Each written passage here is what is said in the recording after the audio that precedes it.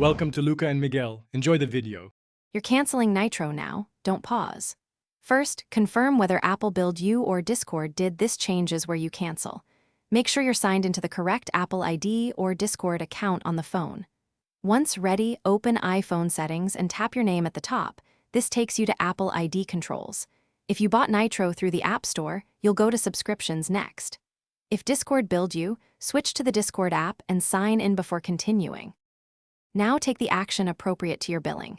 If Apple Build You, tap Subscriptions in Settings, locate Discord Nitro, then tap Cancel Subscription and confirm. Apple handles the remainder of the billing cycle.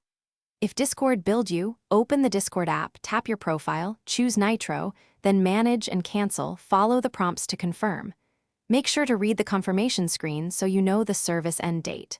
Once done, save the confirmation or screenshot the receipt in case of disputes. Finish by verifying the cancellation status. In Settings, check that Nitro shows as canceled and note the end date, or look for Discord's confirmation email.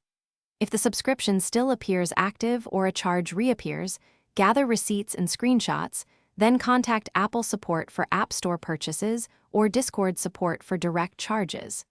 Make sure you're clear about billing cycles and refund policies. If you change your mind, you can re-enable Nitro anytime via the App Store or Discord.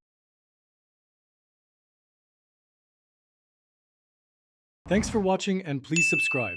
It's the best investment you'll ever make.